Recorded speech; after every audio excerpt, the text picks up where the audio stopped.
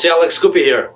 I help you break the shackles of Wall Street, keep your money, and reach your financial goals. Today I'm going to talk about bonds and why I think bonds are not any safer than stocks. First, let me tell you a story.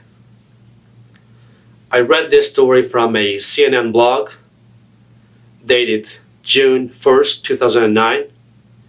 And this is about a school teacher named Deborah June who invested $70,000 in GM bonds in 2003.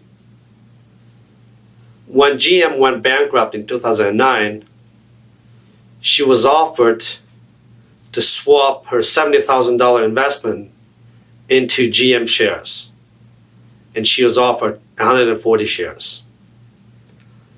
She had no say in that, so it was take it or leave it kind of deal.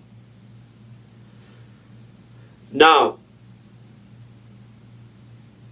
140 shares at the closing price of yesterday, November 15, 2018, at $35.50, she's looking at an investment of $5,040. So 9 years after GM filed for bankruptcy, she's looking at a 93% loss on her investment.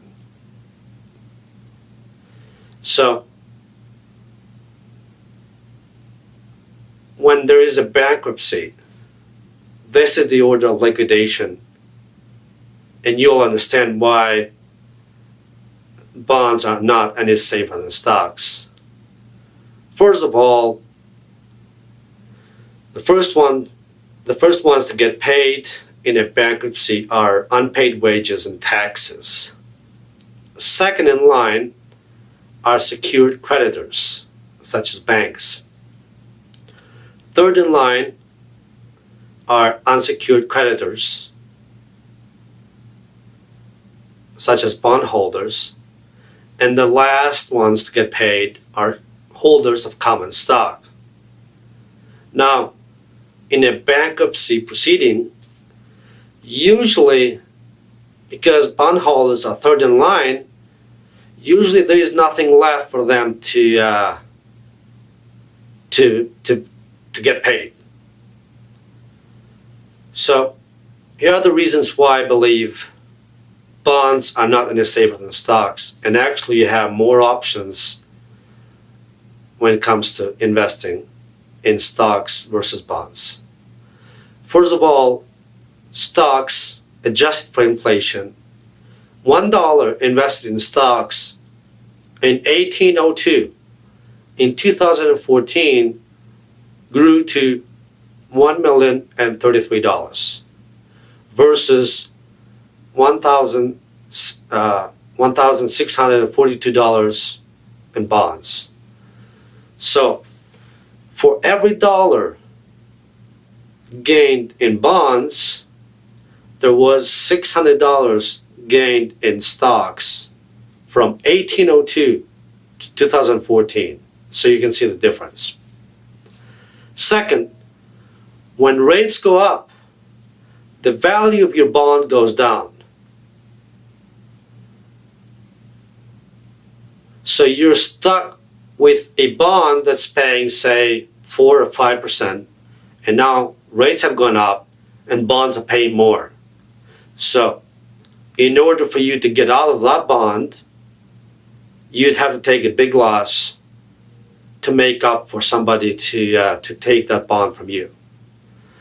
When rates go down, the value of your bond goes up, but if the bond is callable, the company can call it away from you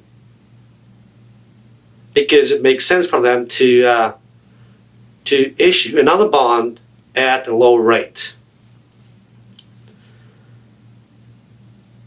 When you own a bond instead of common stock, you don't get to participate in the upside.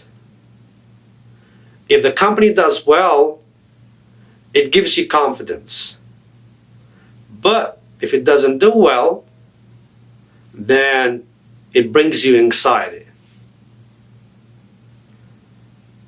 The other thing with bonds is the fact that they're illiquid.